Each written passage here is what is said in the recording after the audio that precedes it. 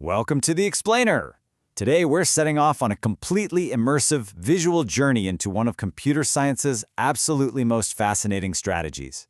Seriously, if you're a complete beginner to algorithms, or maybe just someone looking for a crystal clear way to visualize how things work under the hood, you are in the perfect place. We're going to look at exactly how computers solve puzzles, navigate giant networks, and figure out the best way from point A to point B. And it all starts with a concept called depth-first search. Okay, let's dive into this. Just imagine for a second that you're standing right in the middle of a massive, photorealistic modern art labyrinth. The walls are towering over you. The pathways are totally confusing. And honestly, every single turn looks exactly the same. Your goal? Find the exit. But the biggest danger here isn't just hitting a dead end. No, it's the very real possibility of wandering in circles for the rest of eternity. So how do you guarantee, absolutely guarantee, that you'll eventually explore every single inch of this maze and find your way out without just repeating the same loop? Well, you need a system. And that system is our ultimate survival tool. It's called depth-first search, or DFS for short. Now, in computer science, you'll hear folks use fancy terms like graph traversal algorithm, and they'll talk about visiting vertices and edges. But let's translate that, right? For us, a graph is just the maze. Vertices? Those are simply the intersections where you have to actually make a choice of which way to go. And edges are just the corridors connecting those intersections. Depth-first search is essentially a rule book for walking through those exact corridors. And the golden rule? You pick a direction and you keep walking as deep into the maze as you possibly can until you literally cannot go any further. Section 1. Lost in the maze. Think about how you naturally explore a maze if you were, say, starting to panic.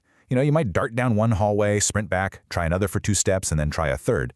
But to avoid that panic, we follow one simple rule: exploring a maze by following one path until you reach a dead end, then backtracking. That right there is the beating heart of DFS. The core goal here is to systematically visit every single reachable spot. But, and this is crucial, to do that, you absolutely must keep a strict, flawless record of where you've already been. Because if you don't track your history, you're doomed to repeat it. Section 2. Step-by-step exploration.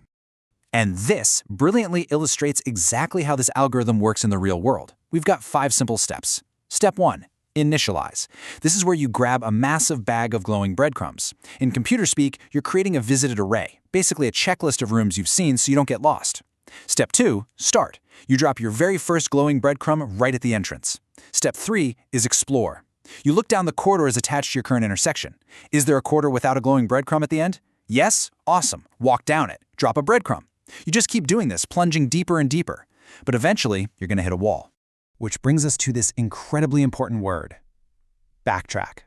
When you're standing at a dead end and every single corridor connected to you already has a glowing breadcrumb, you do not panic. You simply turn around and you walk back to the previous intersection. Returning from a dead end is literally the secret engine of DFS.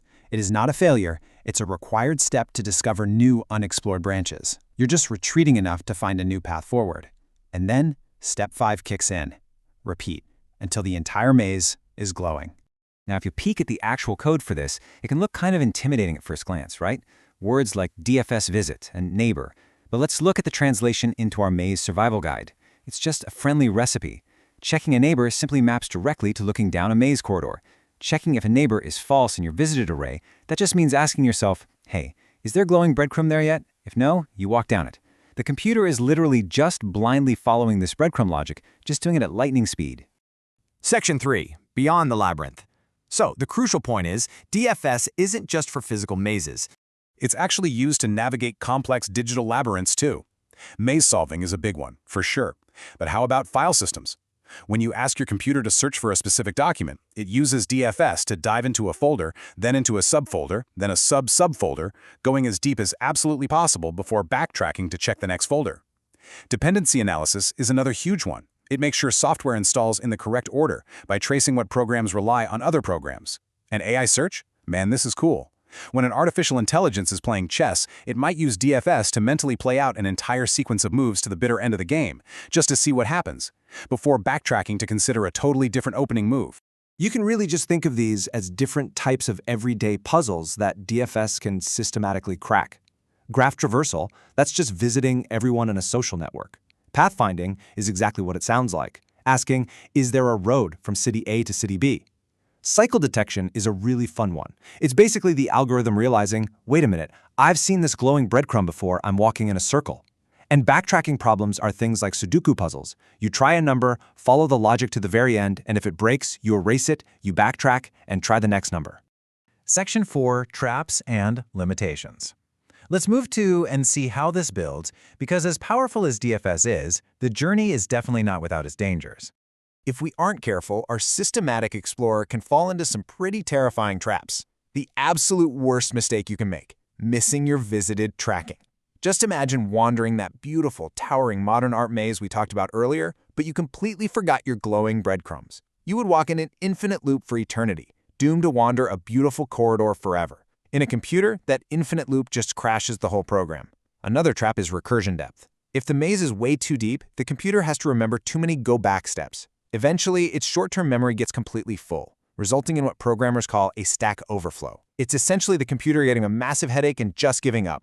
Now, what's really interesting about this slide is how computer scientists measure the cost of this journey. They use something called Big O notation, which I know looks like complex math, but it's really just a budget. Time complexity is just how long the trip takes. O of V plus E simply means your time budget requires visiting every single intersection, those are the vertices, or V, and walking down every single corridor, the edges, or E. Makes total sense, right?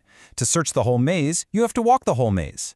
And space complexity? That's just memory. How many glowing breadcrumbs you need to carry. O of V means you just need enough memory to drop one breadcrumb at every single intersection. It perfectly demystifies what looks like heavy jargon into a simple, everyday accounting of time and memory. So, having successfully conquered the digital labyrinth together, I want to leave you with this thought. Depth-first search isn't just code. It's honestly a whole philosophy for problem solving. It's about having the courage to commit to a path, seeing it all the way through to the end, and knowing that if you hit a wall, you can always backtrack, reevaluate, and try another way, completely confident that your systematic approach will eventually lead you to the solution. So how might you apply systematic backtracking to solve complex puzzles in your own life? Keep exploring, keep dropping those breadcrumbs, and I'll see you in the next explainer.